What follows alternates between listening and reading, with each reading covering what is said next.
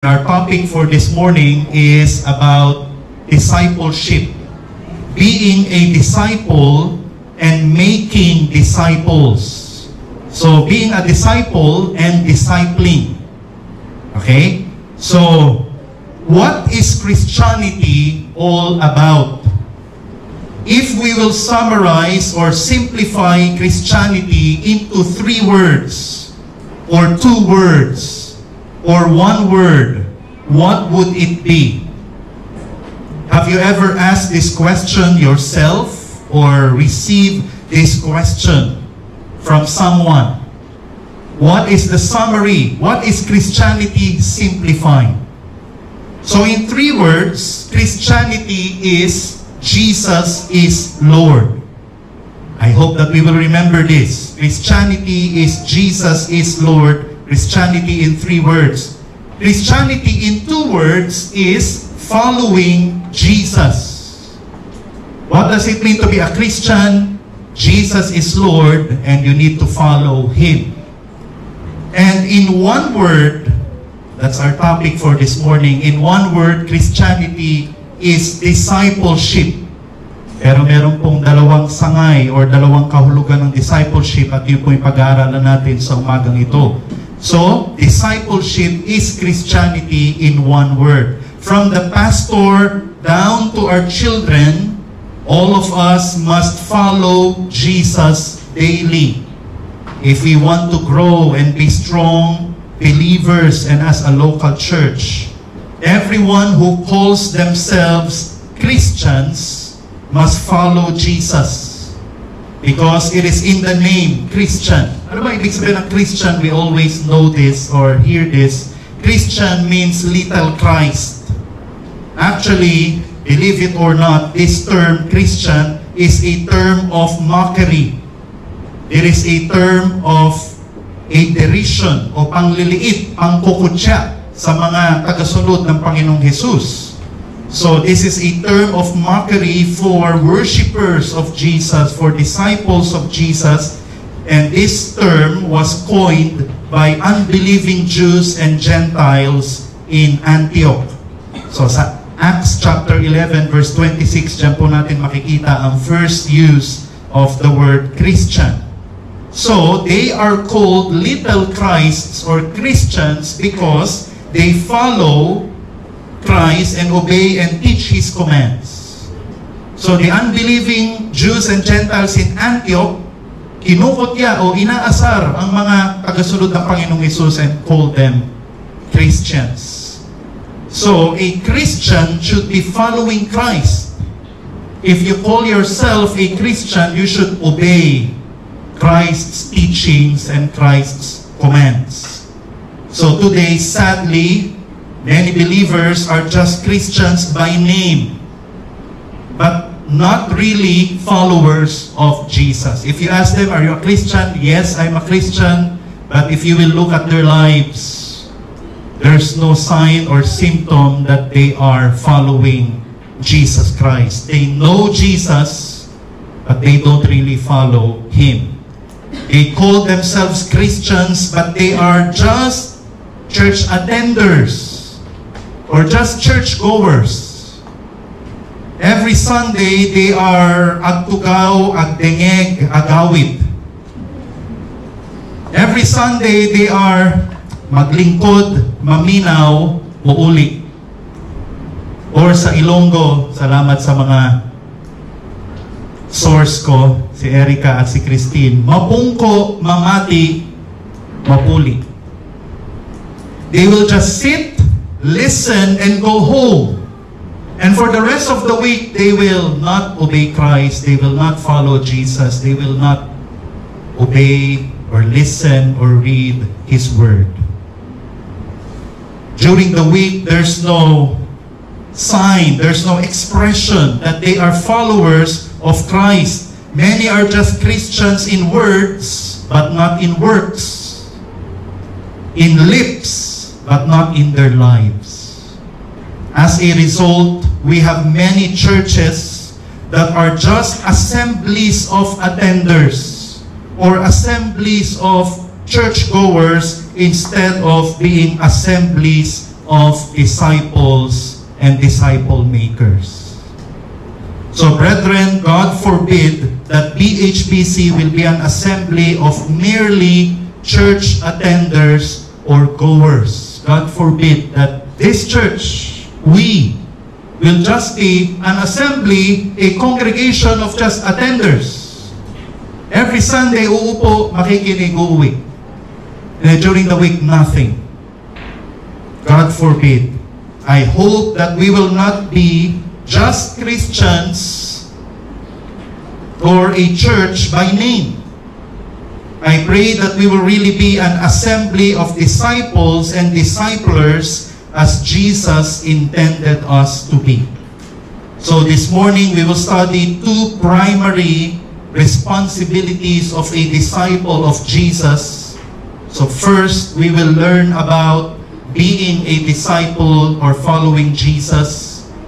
And then number two, we will study about making disciples of Jesus or being a discipler. And before we continue, tayo po ay manalangin. Let's pray. Lord, we commit this time to you. And the past Sundays, we are studying necessities or essentials for church growth and stability. And as we study number 3, remind us, Lord, that this is a necessity. This is not optional.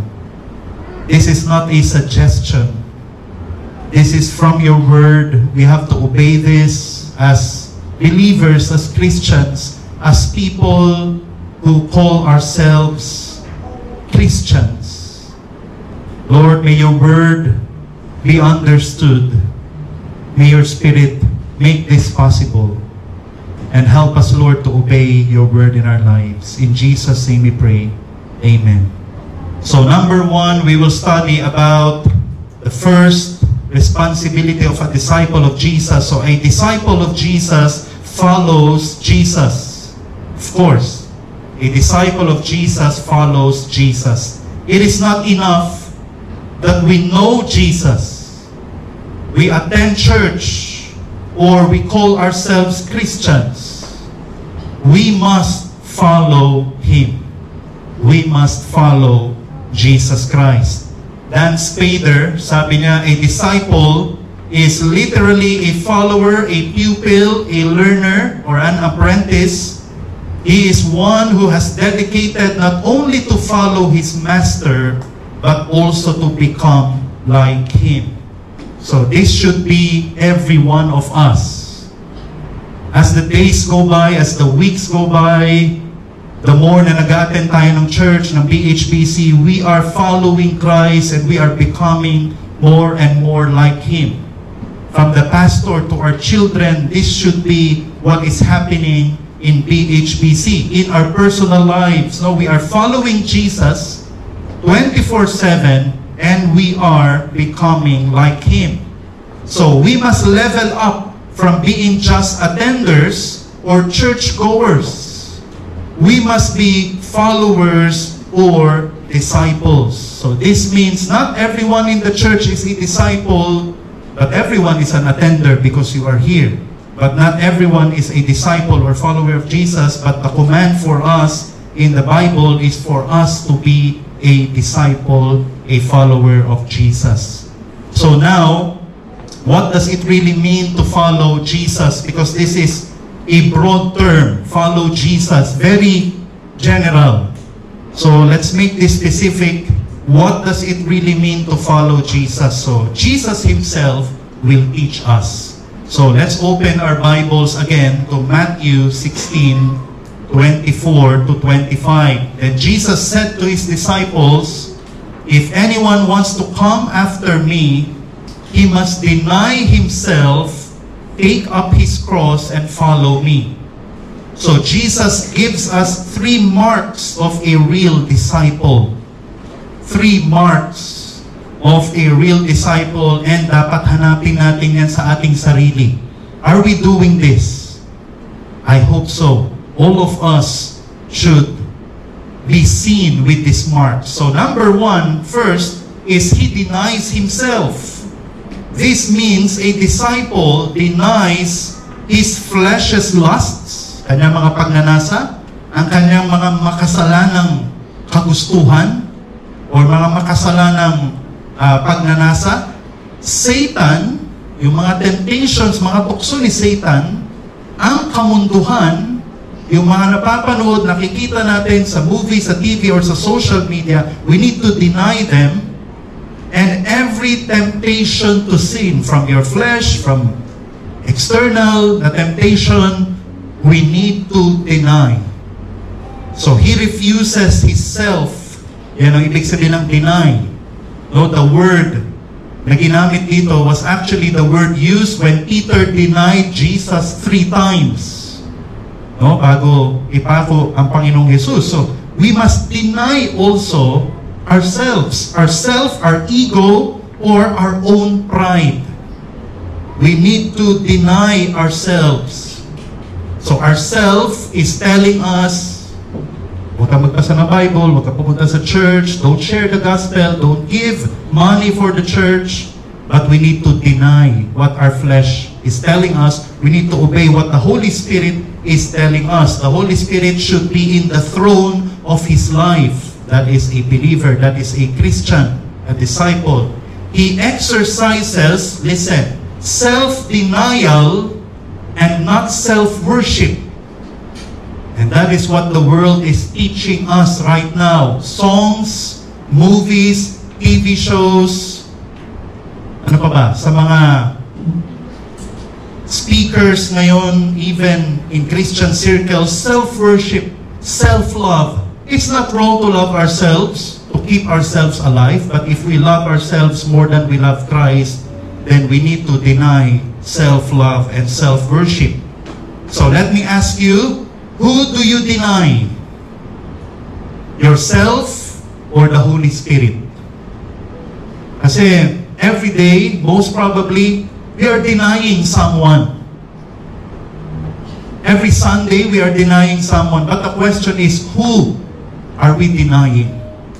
Is it our flesh, our sin, temptation, Satan, the world? Or are we denying the Holy Spirit? And who do you submit to? Is it yourself or is it Jesus? Because we cannot serve 2 masters. We cannot follow 2 masters, only one. So it's either we obey one and we disobey the other. So yun ang tanong ko, who do we deny and who do we submit to? Your flesh or the Holy Spirit? So a disciple, every day you deny yourself. You deny yourself, your flesh's desires. Okay? That is a disciple. Number 2, he takes up his cross. According to Matthew 16:24, a disciple is always ready to suffer. Ano bang ibig sabihin ng cross? To suffer opposition. Your friends will oppose you going to Baptist church. Your friends, your family will oppose you being baptized, being a member of a Baptist church. Okay? There will be oppositions. Even siguro dito, sa colleague mo, yayayain ka, let's do this Sunday. But you want to go to church, so they will start avoiding you. They will start opposing you. So, we must be ready to suffer opposition, shame, during their time. This is a death penalty that is the most shameful, being crucified on the cross. So you are willing to be shamed for Christ in your office, in your community, in your neighborhood, sa iyong pamilya, sa group chat. You are willing to be shamed, to be mocked, or to be ridiculed for the sake of Christ. That is cross. And you are willing to suffer pain, emotional pain, mental pain, physical pain for the sake of Christ, and of course, ultimately, death. We're willing to die for Christ. Listen, a person cannot be a disciple of Christ if he is scared of persecutions. If you are scared to be imprisoned for the sake of Christ, if you are afraid to be crucified for the sake of Christ, you cannot be Jesus' disciples.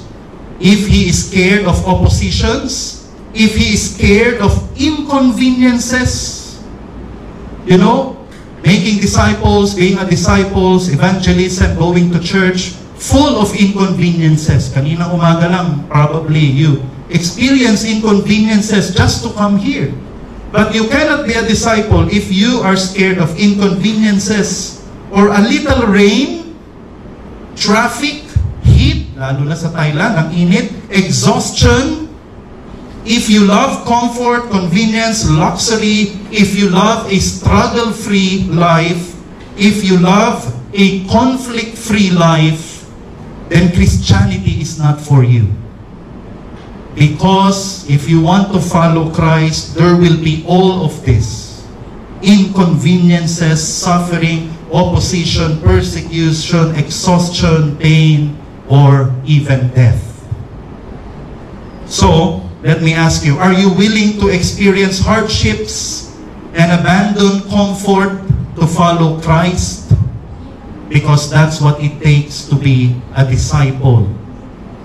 That's what it takes. You're willing to experience hardships and abandon comfort. Then number 3. Third, he follows Jesus. That is the third mark of a disciple. This means a disciple listens to Jesus' teachings and obeys all of them. John 8:31 to 32. If you continue in my word, then you are truly my disciples. So there must be obedience every day, every moment, obedience to Jesus Christ. In every location, in every situation, you obey the words of Jesus, the doctrines, the teachings, the commands of Jesus Christ. That is a believer.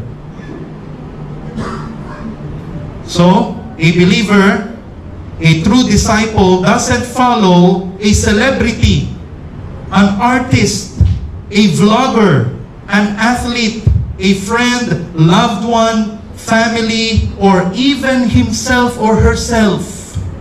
Hindi na sinusunod ang kanyang sarili or anyone else. Sino lang kanyang sinusunod? Only Christ. Only Christ. Of course, I'm not encouraging disobedience to your parents or disobedience to your loved ones. But if your family, parents, or loved ones, they command you to stop following Christ, to stop worshiping Jesus Christ, of course, according to Acts, we should obey God rather than man. So there will be times we need to stop following our parents, our family, if they oppose the gospel or the word of God in order to follow Christ. So let me ask you, do you listen and obey Christ or other personalities? Or you obey yourself more? Do you listen and obey Christ or you're just an admirer of Him? We can be just an admirer of Jesus. We have a picture of Jesus in our wallet, in our mirror, in our toilet, in our room, and we watch all Jesus TV shows and movies, but we do not obey Him. Admirers, not followers. But a disciple should deny himself, take up his cross, and follow Him. In Luke 9:23, Jesus adds the word daily. Following Christ is daily. Not just Sundays, not just when convenient, when things are easy. I will obey. I will go to church when things are easy. Or when things are going well and smooth. And if we are not busy, Pastor, if hindi ako busy, I will follow Christ. I will worship Christ. If I'm not busy, I will be there. But this should be daily. This should be daily. Without these three, yung masabi ko kanina, we are not really following Christ. Luke 14:27, whoever does not carry his own cross and come after me cannot be my disciple. This is one of the signs that Jesus is not particular with numbers. Jesus was not concerned kung kahit thousands yung sumusunod sa Kanya, because after Jesus taught this, mentioned this, many left Him. many people, many quote-unquote followers, turned their backs on Him. After this, Jesus was not really concerned with number.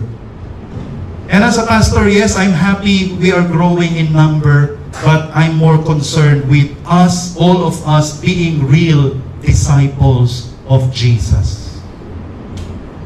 Are we a real disciple by biblical standards?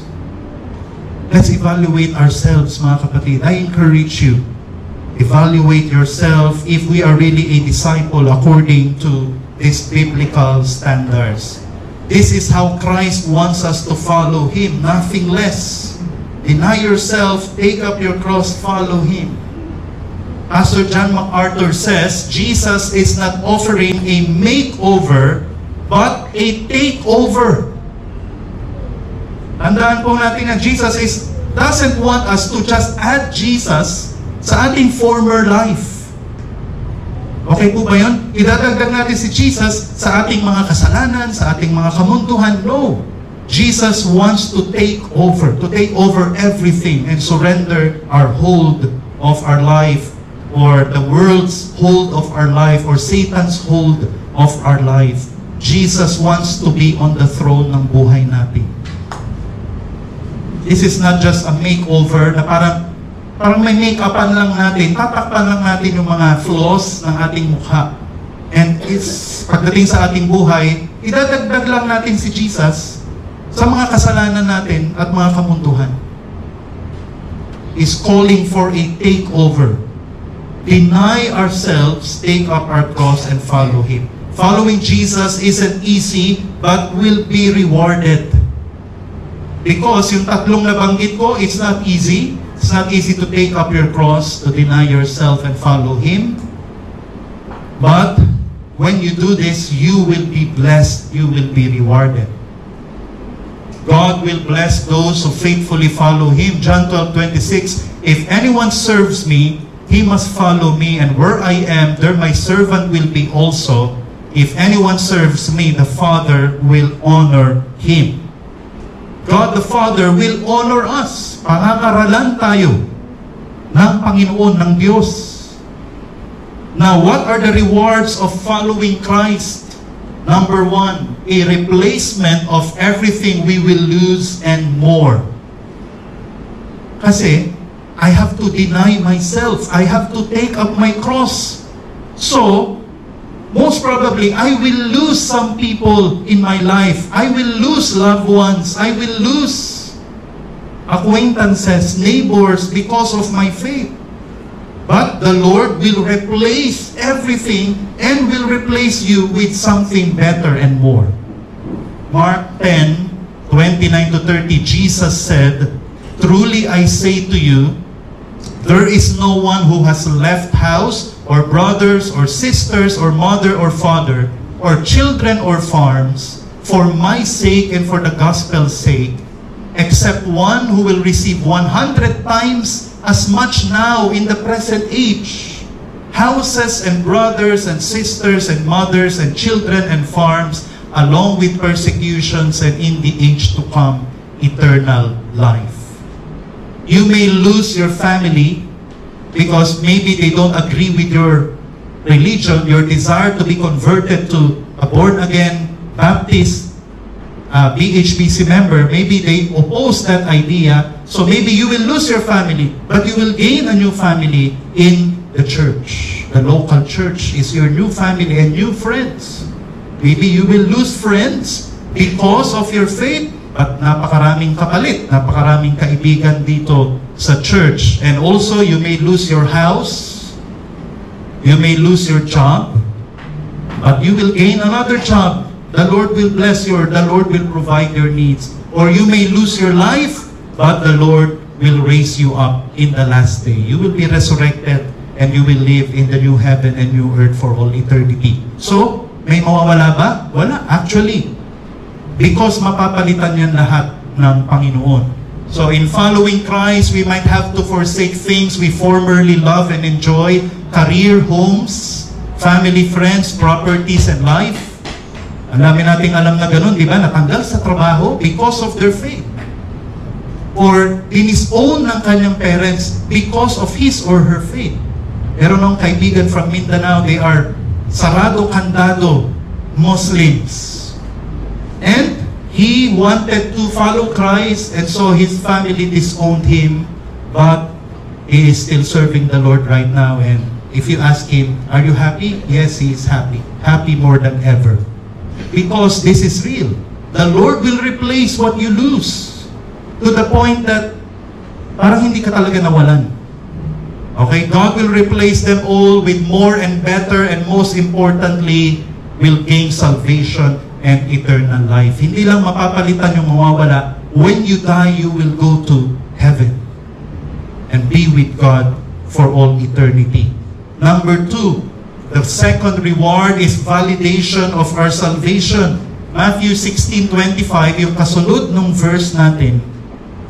For whoever wishes to save his life will lose it, but whoever loses his life for my sake will find it. So this means when we're willing to lose our life, meaning we're willing to take up our cross or sacrifice our comfort, interests, ambitions, we're willing to sacrifice some people, let go of some people, and we're willing to sacrifice our life for the sake of following Christ, then it shows, it proves that we are really saved. It proves that we are really indwelt by the Spirit. And then, so when we die, we will receive eternal life. Your move or your act of being willing to deny yourself and sacrifice some things or some people, it proves, or they prove that you are really a Christian. Because if you're really a believer, time will come that you need to sacrifice some things, interests, some people that will not be beneficial in your walk with Christ. So when you do that, it means that you are really saved. But if you are not willing to let go of things, properties, career, family or people or friends for the sake of Christ, if you are not willing, kagaya nung rich man, rich young ruler, Jesus told him, you need to abandon this, you need to turn your back on this, if you want to follow me, you need to deny this. What did the rich young ruler do? Sino ang tinalikuran niya? Ang Panginoong Jesus, not his riches. He turned his back on Christ. So I hope, wag yun ang gawin natin. But we will be willing to lose or to sacrifice properties or people or friends because it will prove that we are really saved. It will prove that we really love Christ more than ourselves and more than this world. Number 3, guidance, wisdom, safety, and salvation in this life and the next. Napakagandang reward. John 8:12. Then Jesus again spoke to them, saying, I am the light of the world. The one who follows me will not walk in the darkness, but will have the light of life, capital L. So, if you follow Jesus, you will have the light of life. If you follow Jesus, you will get Jesus. If you don't follow Jesus, you will walk in darkness. So, anong ibig sabihin nito? So, those who follow Jesus will get Jesus because He is the light of life and all that He offers. Ano bang ino-offer ng Panginoon? Ano ba yung light? Ano bang nagagawa ng ilaw sa buhay natin? Guidance, di ba? Ginagay tayo ng ilaw para hindi tayo mahulog sa bangin o para hindi tayo madapa. So, Jesus guides us towards truth and godliness. Number 2, wisdom in godly living and right decision making. That's what we will get. If you follow Jesus, you will be wise. You will know what is right and what is evil. Good and bad, you will know. So, also in our decision making, Jesus will be our wisdom. Okay? So the group leaders also will help us in making these decisions. So, safety also, ang ginagawa ng light, no? Safety from sin and false doctrines. Napakarami po sa panahon natin ngayon. So, Jesus will be our safety from temptations and from erroneous teachings all over the world. And then salvation also, deliverance from hell and eternal condemnation. So this is what we will get if you have the light of life, if you have Jesus in your life. So Jesus promises that those who follow Him will not walk in darkness. Pag sinabing darkness, ano bang kabaliktaran ng mga ito? Sin, danger, death, hell, eternal condemnation. False doctrines. Yun din. So, we will not get all of those, but we will get this when we follow Jesus. So, I hope and pray that this will encourage us to follow Christ. We cannot grow and be stable as believers and as a church if we are not disciples according to biblical standards. If we are not like this, if all of us will not be like this, we will not deny ourselves, take up our cross, and follow Jesus, we will have a weak church, a stagnant church, and sooner or later, BHBC will be dissolved, no more, if we will not be real disciples of Jesus Christ. So I hope and I pray that we will do this every day, not just Sundays, but every day. We will deny ourselves, take up our cross, and follow Christ. Number 2, a disciple of Jesus makes disciples. A disciple of Jesus makes disciples. So now, as disciples of Christ, we must make disciples also. So we follow Christ, but we should also make non-followers of Christ followers of Christ. As simple as that. That is discipleship. A disciple means a learner or a student. Therefore, making disciples means to invite someone to be a student, a learner, an apprentice of Christ. Okay? It can be our family, our colleague, our neighbor, kamag-anak, so on and so forth. So, making disciples is to invite, to call, or to bring along. As you follow Christ, magsasama ka ng susunod sa Panginoon.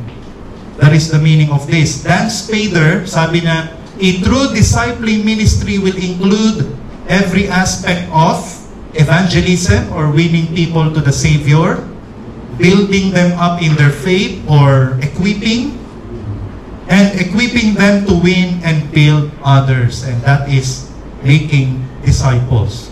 So we should do this. Evangelize, equip, and then train. Or make disciples who will also make disciples. This, listen, shouldn't just happen in the church. Okay, this is something new that I want to teach this morning. When we study discipleship, it should also happen in the home. It should also happen parents to their children. Because we always hear discipleship as pastor, members, D-group leader, D-group member. No. Discipleship must also be done by parents. So in every church and every Christian home, there must be discipleship. The pastor and leaders calling the believers to follow Christ, and fathers, let me speak to you fathers because you are the leader of your house. Fathers calling their wife and children to follow Christ. Every church should be like this. BHBC should be like this.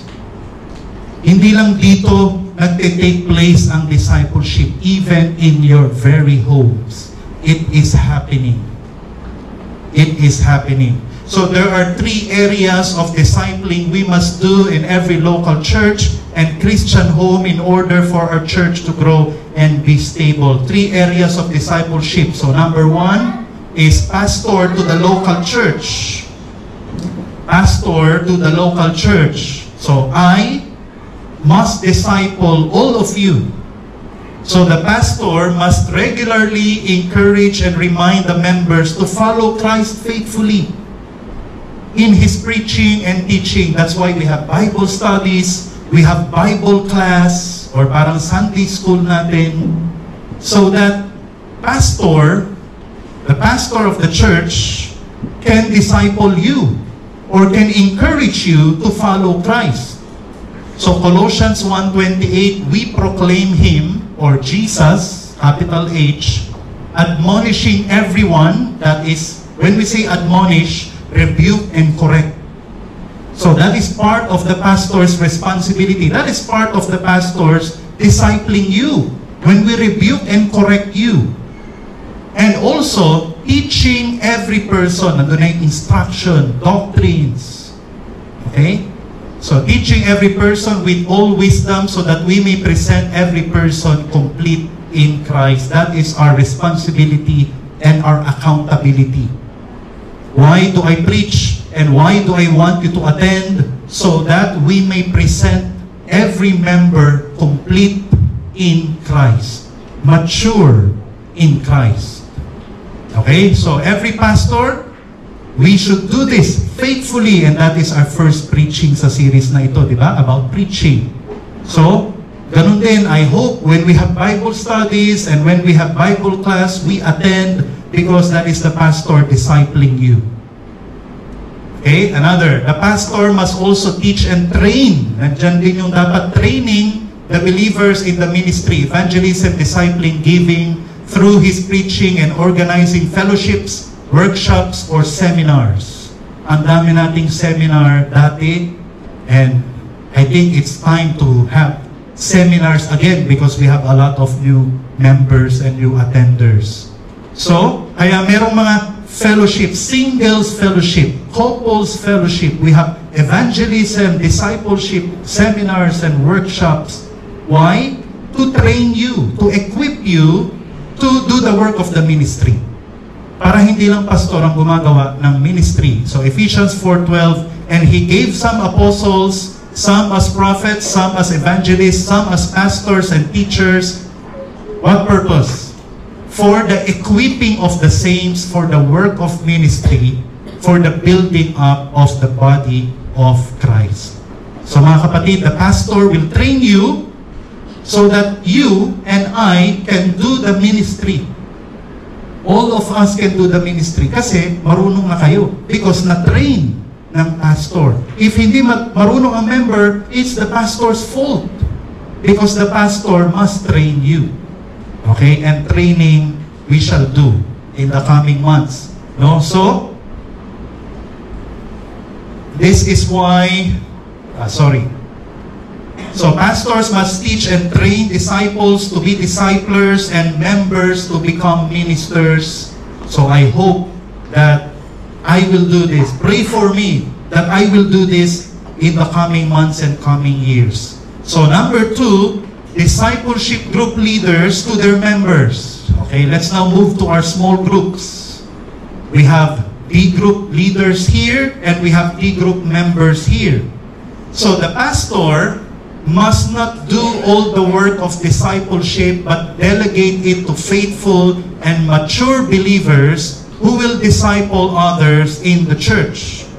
So 2 Timothy 2:2, the things which you have heard from me in the presence of many witnesses, and trust this to faithful people who will be able to teach others also. So this is Paul's command to Timothy. You disciple. And you choose whom you will disciple. Faithful men dapat. Faithful, so mature, consistent. Choose them, and then they will train others, and soon the others will also train others. So that's what we are doing in the church. So 4 generations ito. Pastor, Timothy, faithful men, others also. So that is what we are doing here. Kaya meron tayong mga small group leaders. So that there can also be discipleship in a deeper or more personal or more intimate level. Kung mapapansin nyo yung D groups natin, by gender, because if ako lang ang magde-disciple sa inyo, of course, there are women needs or wife needs na kailangan ng counsel nyo ay galing din sa babae o galing din sa wife.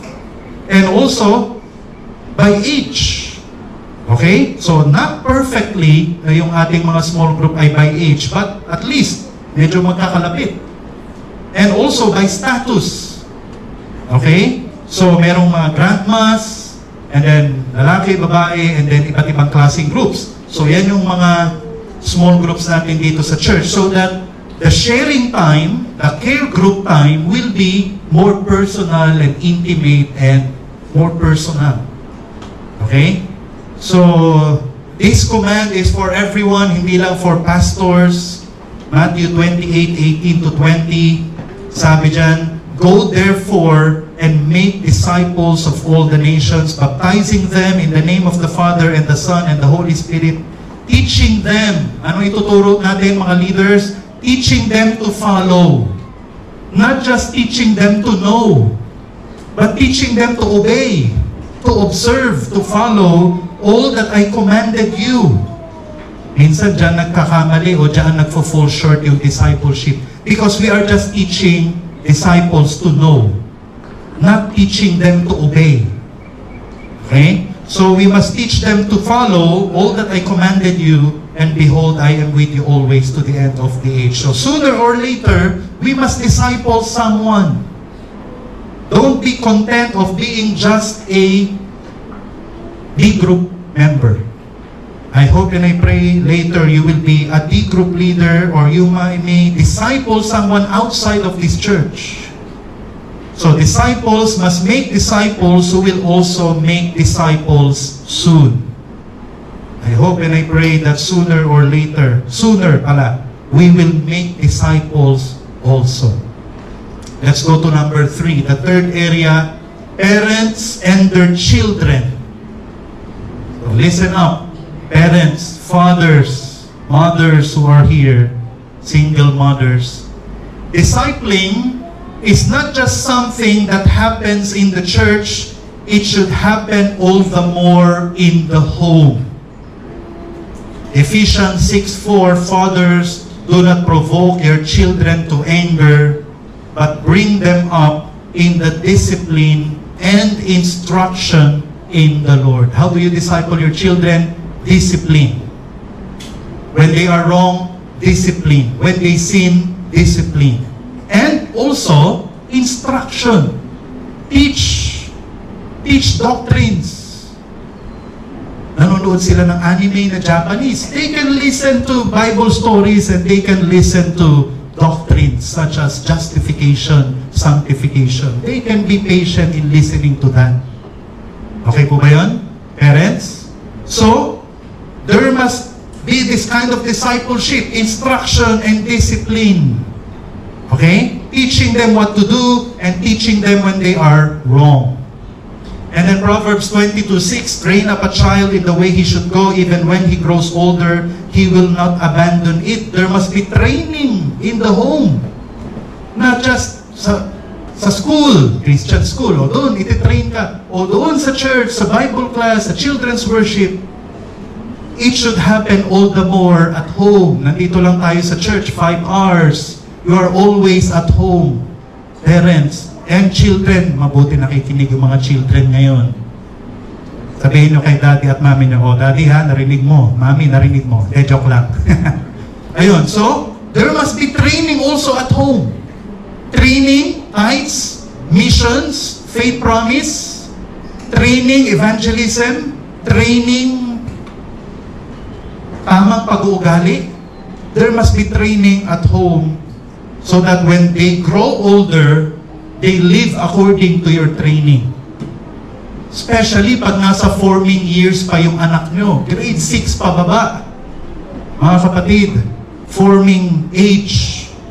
So you should train them. And then Deuteronomy 6:6-7, "These words which I am commanding you today shall be in your heart. You shall teach them diligently to your sons, and shall talk of them when you sit in your house, and when you walk by the way, and when you lie down, and when you get up." There is teaching consistent, and more than once. More than once a week.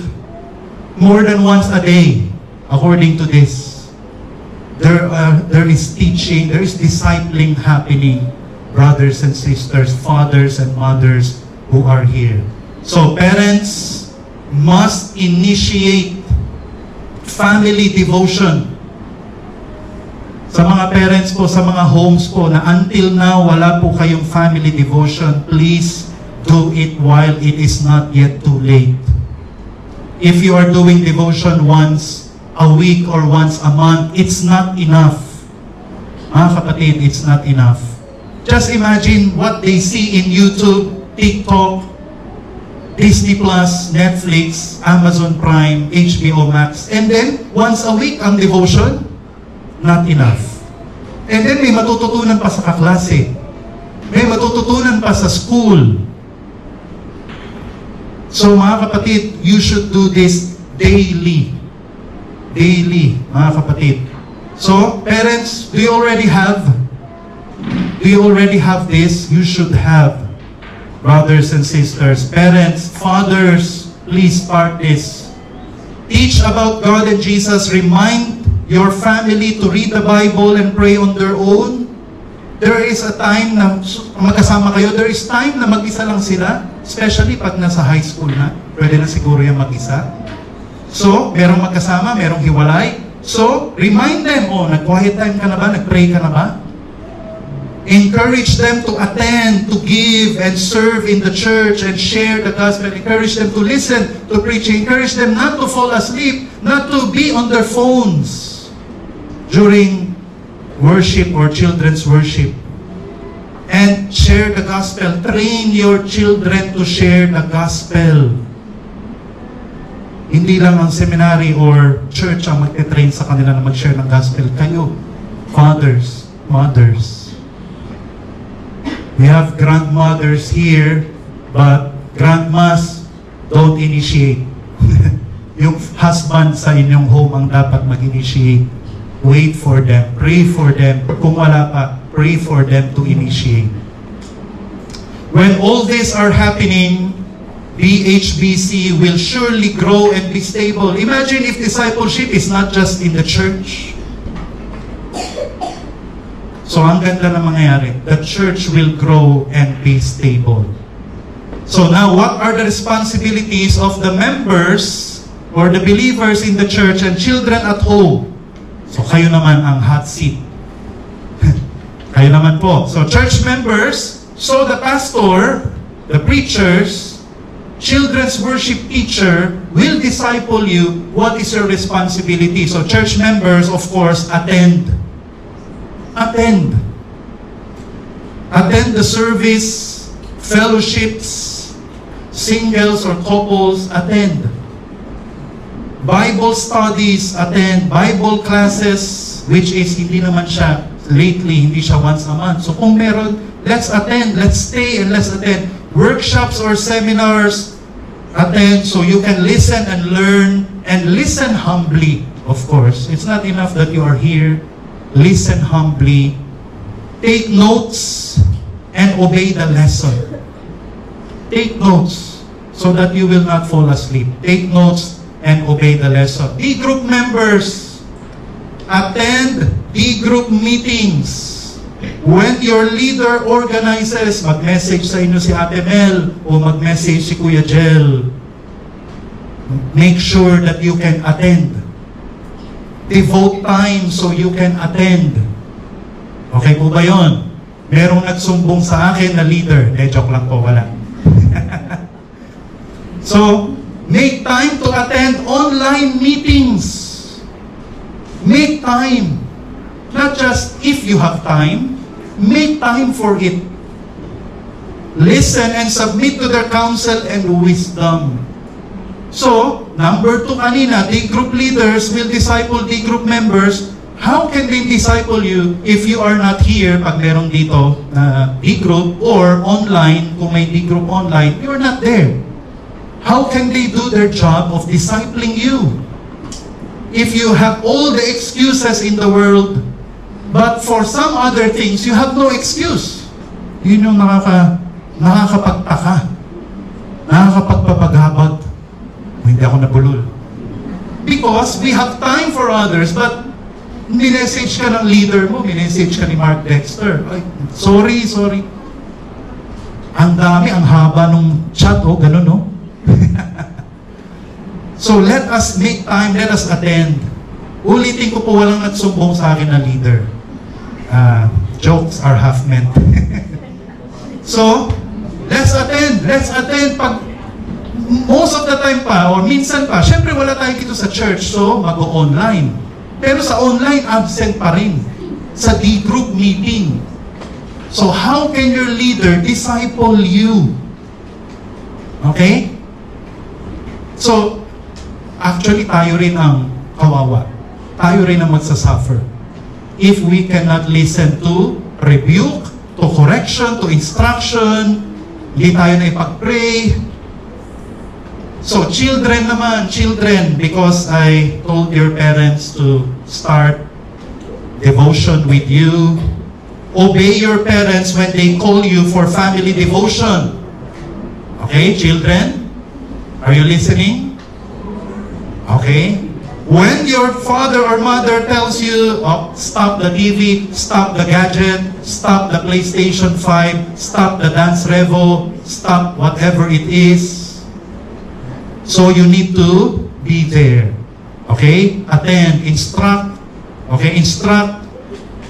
When they instruct you to read your Bible or pray and set aside, you need to set aside your homework. Okay, because that devotion is more important than your homework. Set aside your homework or gadgets and join the family devotion. Okay ba, children? So, pag niyaya kayo, yes, kagad. You should be there. Turn off the TV, turn off the radio, na wala nang nagre-radio ngayon. So, Peter Tanchi, sabi niya, do not deceive yourself by saying, I have no time. My friend, that is a myth. The myth of no time.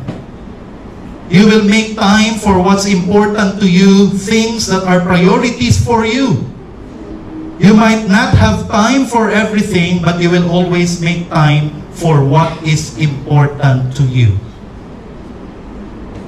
If you don't make time for church, if you don't make time for D-group online meeting, or fellowship, or whatever it is that we have, important, spiritual, if you don't make time for this, it just reflects who is your priority, or what is your priority. Having no time is a myth. We have time. We have time. So, I hope we will make time to disciple and to be discipled. Okay? To disciple and be discipled. I hope and I pray. Prayer worship, there is preaching, you will be there. Worship service, there is preaching, you will be there. When your D-group organizes a D-group meeting, you will be there. And children, you will be there for the devotion. So, brethren, as we approach our 5th anniversary, I hope and pray that all of us will be real disciples of Jesus and be faithful disciplers. It is sad and it is a failure. It is regretful if we reach 5 years, but we are just attenders or churchgoers in the span of 5 years. So step out of being just an attender, goer, or member. Be a real disciple or follower of Jesus. Deny yourself and take up your cross daily. Follow Christ despite opposition, struggles, and troubles. Despite a little inconvenience, a little rain, a little traffic. I hope and I pray that you will follow Christ. Also, refuse to be just a disciple, be a discipler. Be a discipler at church and at home, or everywhere else. Share the gospel to someone, bring them to church, teach the Bible to them, encourage them to follow the Lord.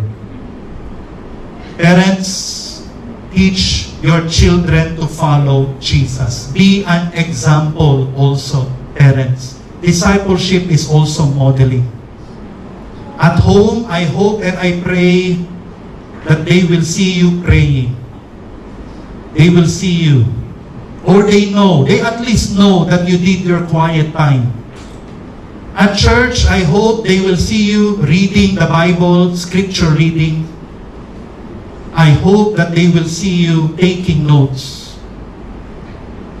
Parents, be an example in following Christ. I hope that they will see you excited in serving the Lord because they also will be excited. So let us do all of this until Jesus returns. Let's pray. Lord, we thank you for your word this morning. Help us to be a real disciple and that we will be disciplers. Help parents who are here. Help the D group leaders. Help our preachers, our teachers. Help me, Lord, as we disciple the church. Lord, this is a task that is still unfinished, and help us to do this until Jesus returns. Lord, help us to deny ourselves, deny our flesh, and help us, Lord, to take up our cross every day, every week, every Sunday, and help us, Lord, to follow you. Lord, we pray that we will step out of casual Christianity and that we will move towards faithful discipleship. Help us, dear Father, in Jesus' name, amen.